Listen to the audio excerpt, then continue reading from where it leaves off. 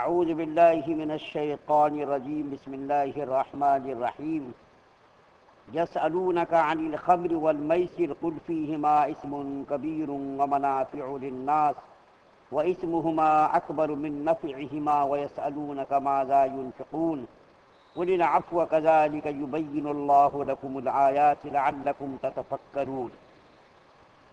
سورہ بقرہ کی 219 نمبر کی آیت آپ کے سامنے کئی دنوں سے پڑھی جا رہی ہے۔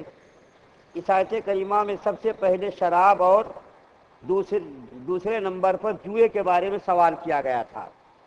شراب کی قباحت اور اس کی مذمت کے بارے میں قرآن احادیث کی روشنی میں اور موجودہ دور کے محققین اور پہلے کے جو محققین ہیں اس کی روشنی میں شراب کے نقصانات کا آپ کے سامنے تذکرہ ہوا۔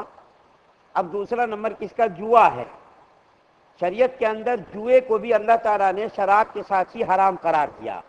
جس طریقے سے پہلے شراب حلال تھی، مسلمان بھی پیتے تھے، اسی طریقے سے جوا بھی پہلے حرام نہیں ہوا تھا، پہلے جوا بھی حلال تھا۔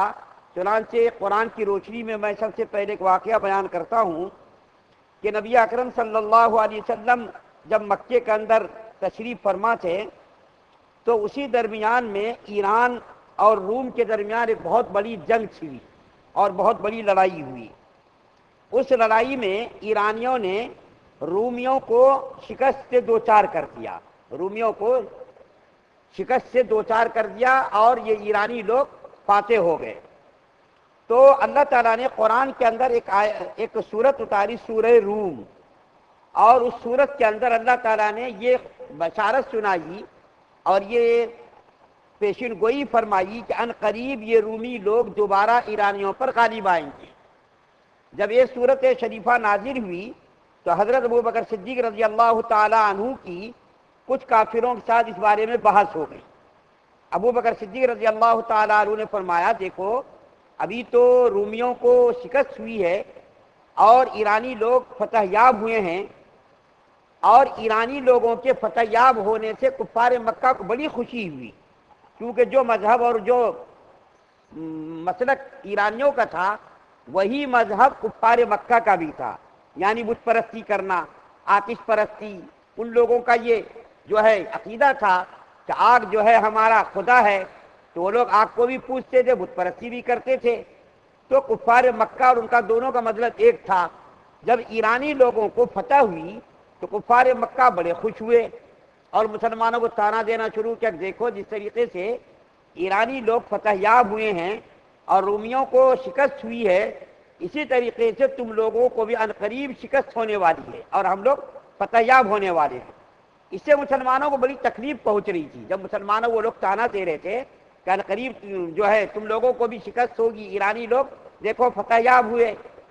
رومیوں کا عقیدہ تھوڑا سا مسلمانوں سے ملتا جلتا تھا، کیونکہ وہ لوگ اہل کتاب تھے، ان کے اوپر بھی کتاب نازل ہوئی تھی، اور مسلمان بھی جو ہے مسلمان تھے، ان کے عقیدے میں اور مسلمانوں کے عقیدے میں تھوڑا سا قرب تھا، یعنی دونوں کے مذہب میں تھوڑا سا قرب تھا۔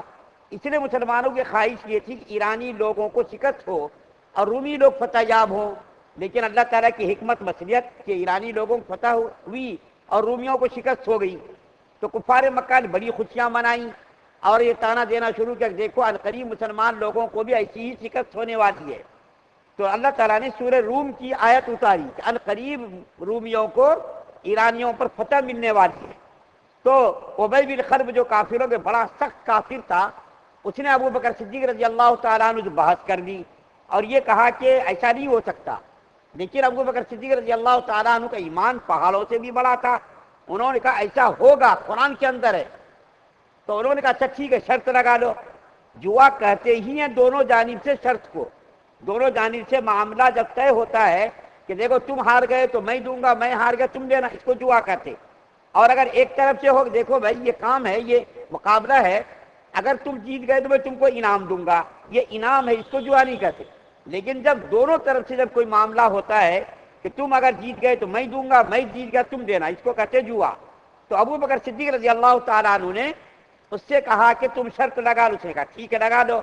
چنانچہ ابوبکر صدیق رضی اللہ تعالیٰ عنہ نے ان سے یہ شرط طے کی 3 سال کے اندر اندر ایرانیوں کو شکست ہوگی، رومیوں کو فتح ہوگی، اور یہ 10 اونٹ شرط قرار پائے۔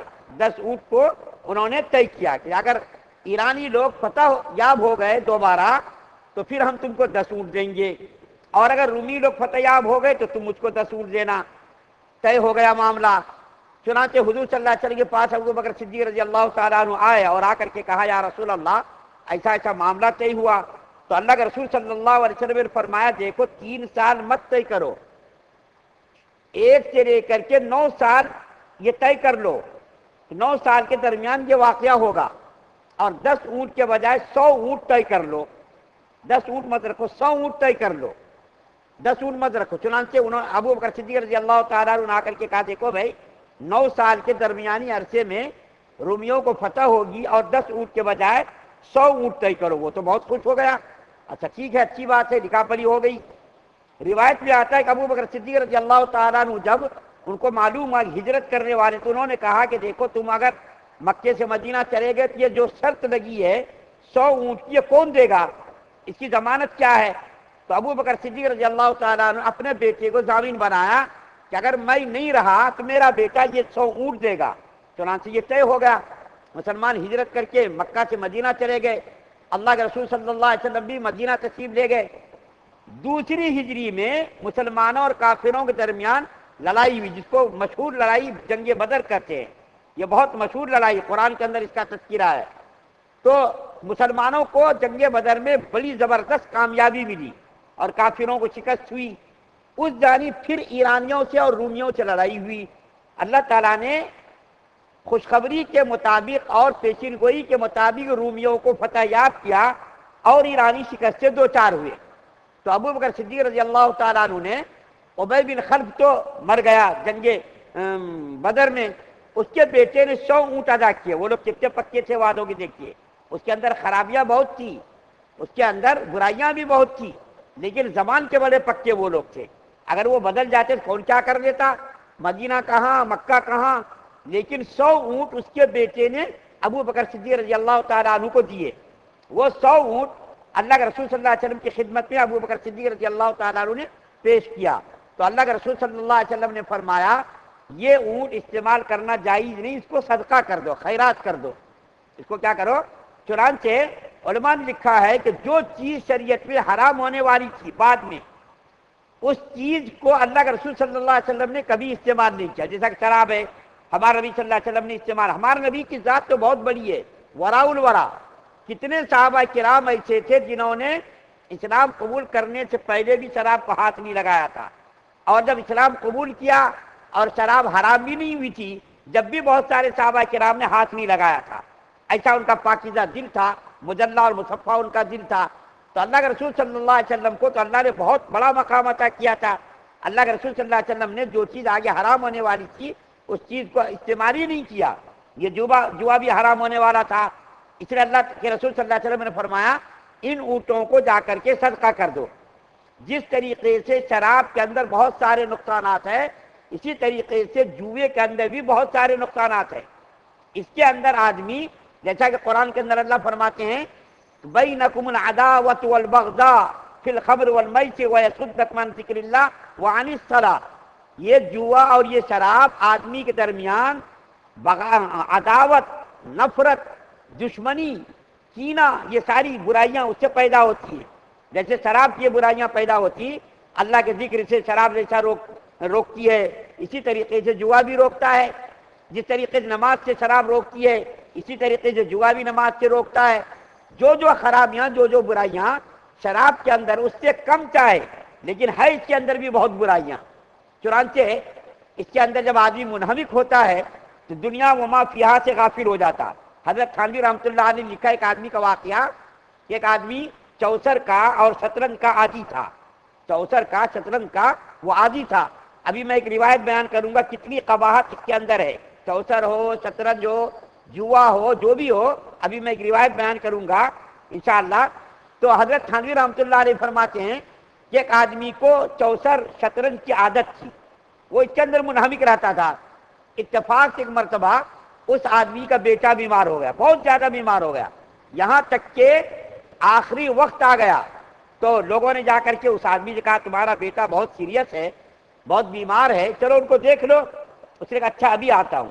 اس کے بعد بچہ بالکل انتہائی درجے کو پہنچ گیا، آخری درجے کو پہنچ گیا، اس کی روح حلق کے اندر آ گئی، بالکل قریب ہے۔ لوگوں نے کہا ارے شرم نہیں آتی ہے تم کو، تمہارا بیٹا آخری وقت ہے، مر رہا، جا کر کے دیکھ لے۔ اس نے کہا اچھا ٹھیک ہے میں آتا ہوں۔ اس کے بعد بیٹا مر گیا۔ مرنے کے بعد لوگوں نے آ کر کے خبر دی ارے تمہارا بیٹا مر گیا نا، تم جا کر کے اب تو کم سے کم جنازے میں شریک ہو جاؤ، تکفین میں تجہیز میں شریک ہو جاؤ۔ اس نے کہا اچھا ابھی آتا ہوں۔ اس طریقے سے ابھی آتا ہوں بچے کی تدفین بھی ہو گئی، اور وہ آدمی اس چوسر اور شراب کی چوسر اور شطرنج کے اندر مبتلا رہا۔ حضرت تھانوی رحمۃ اللہ علیہ فرماتے ہیں کہ آدمی کے اندر جب کسی چیز کا غلبہ ہوتا ہے تو دنیا اور دنیا کے اندر کی ہر چیز سے وہ غافل ہو جاتا، یہاں تک کہ بیٹا بھی مرنے لگا تو وہ آدمی نہیں آیا، ایسا اس کو انہماک تھا۔ یہ چوسر ہو، شطرنج ہو، جوا ہو، آدمی کو منٹوں سیکنڈوں میں فقیر بنا دیتا، کروڑ پتی ارب پتی آدمی کو منٹوں سیکنڈوں میں فقیر بنا دیتا۔ کتنے لوگوں کو بگڑتے ہوئے، اجڑتے ہوئے، تباہ و برباد ہوتے ہوئے دیکھا گیا ہے۔ شراب اور جوئے کے اندر کتنے لوگوں کو برباد ہوتے ہوئے، کتنے لوگوں کے گھروں کو اجڑتے ہوئے، کتنے لوگوں کو برباد ہوتے ہوئے دیکھا گیا ہے کہ آدمی ابھی کروڑ پتی تھا، ذرا دیر میں فقیر ہو گیا، اور ذرا دیر میں جو ہے اتنا غریب ہو گیا، سماج کے اندر، معاشرے کے اندر اس کی کوئی عزت ہی نہیں رہی۔ یہ جوا اتنی خبیث بیماری ہے کہ آدمی کو برباد کر دیتی ہے، آدمی کو تباہ کر دیتی ہے۔ اب میں وہ روایت آپ کے سامنے بیان کرتا ہوں۔ اس جوئے کے اندر بہت سارے لوگوں یہ بھی دیکھا گیا ہے کہ بہت سارے لوگ اپنی بیویوں تک کو ہار گئے۔ یہ تو آپ جانتے ہو، پہلے ہم بچپن میں سنتے تھے، لیکن ابھی اخبار میں پڑھا کہ ایک آدمی نے اپنی بیوی کو جوئے میں ہار کیا۔ یہ ہم سنتے تھے بچپن سے، لیکن موجودہ دور میں بھی آدمی ایسا کر رہا، جوئے کے اندر مبتلا ہو کر کے بیوی تک کو ہار جا رہا۔ کم پیسے دیں گے تو میری بیوی دے دینا، اتنی خبیث بیماری ہے۔ وہ حدیث جو میں نے ابھی آپ سے وعدہ کیا، اس حدیث کو آپ کے سامنے بیان کرتا ہوں کہ کتنی خبیث بیماری۔ اللہ کے رسول صلی اللہ علیہ وسلم نے فرمایا چوسر، شطرنج، جوا اگر کوئی آدمی کھیلے گویا اس نے اپنا ہاتھ سور کے گوشت میں ڈال دیا اور اس کا خون میں اپنا ہاتھ ڈبو دیا۔ جوا کھیلنے والا، چوسر کھیلنے والا، شطرنج کھیلنے والا ایسا ہے جیسا کہ اس نے سور کے گوشت میں ہاتھ ڈال دیا اور اس کے خون میں ڈبو دیا ہاتھ کو، ایسا ہے۔ عبد الرحمن رحمۃ اللہ علیہ بزرگ ہے، وہ اپنے والد صاحب سے روایت کرتے ہیں کہ جو آدمی چوسر کھیل کر نماز پڑھنے کو کھڑا ہوا، اس کی مثال ایسی ہے جیسے کوئی آدمی نماز پڑھنے کے لیے کھڑا ہوا، اس کی مثال ایسی ہے کہ کوئی پیپ اور خنزیر کے خون سے وضو کر کے نماز پڑھنے کے لیے کھڑا ہوا ہو۔ چوسر، جوا، شطرنج کھیلنے والا ایسا ہے جیسا کہ آدمی پیپ سے اور سور کے خون سے اس نے وضو کیا ہو اور اسی وضو سے نماز پڑھنے کے لیے کھڑا ہوا ہو۔ تو اس طریقے سے شراب کے ساتھ ساتھ اللہ تعالیٰ نے جوئے کو بھی حرام کیا۔ اور آگے کا آخری جو جملہ ہے کہ صحابہ کرام نے یہ پوچھا یا رسول اللہ ہم کیا خرچ کریں، تو اللہ تعالیٰ نے یہ کہا سہولت کے ساتھ جتنا تم خرچ کر سکتے ہو، آسانی کے ساتھ جتنا تم شراب اور جوئے کی حرمت تو بیان ہو گئی، لیکن اس کے بعد پھر صحابہ کرام نے پوچھا یا رسول اللہ ہم کیا خرچ کریں اپنے مال میں، تو اللہ تعالیٰ نے فرمایا سہولت کے ساتھ، آرام کے ساتھ جتنا تم خرچ کر سکتے ہو تم کر دو۔ ایسا نہ ہو کہ اپنا پورا مال جوش میں، جذبے میں آ کر کے، جذبات میں آ کر کے پورے مال کو خرچ کر دو، بعد میں پھر بیوی بچوں کو حقوق کو تم ادا نہ کر سکو، اسی طریقے سے تم قلاش ہو جاؤ، فقیر ہو جاؤ۔ شریعت کے اندر یہ چیز محبوب، پسندیدہ نہیں کہ آدمی پورا خرچ کر کے اور پھر جو فقیر ہو جائے، دوسروں کے سامنے ہاتھ پھیلاتا پھرے، شریعت نے اس کو پسند نہیں کیا ہے۔ تو اس آیت کریمہ کے اندر کئی مضمون اللہ تعالیٰ نے بیان کیے ہیں، ایک تو جو ہے شراب کے بارے میں، پھر جوئے کے بارے میں، پھر صحابہ کرام کا سوال کہ ہم اپنے مالوں میں کیا خرچ کریں، تو اللہ تعالیٰ نے فرمایا کہ اپنے مال کو اتنا خرچ کر جتنی تم قوت رکھتے ہو، آسانی کے ساتھ جتنا تم برداشت کر سکتے ہو اتنا مال تم اللہ کے راستے میں خرچ کرو، اور زیادتی بھی مت کرو، کمی بھی مت کرو۔ کنجوسی بھی زیادہ پسند نہیں، اور زیادہ جو ہے آدمی دل کھول کر کے اتنا خرچ کر دے کہ بعد میں بیوی بچوں کو حقوق کو بھی ادا نہ کر سکے اور اس سے بھی غافل ہو جائے، ایسا بھی شریعت کے اندر پسندیدہ نہیں ہے۔ اللہ تعالیٰ سے دعا ہے کہ اللہ تعالیٰ ہم تمام مسلمانوں کو تمام اعمال خبیثہ سے ہم سب کی حفاظت فرمائے،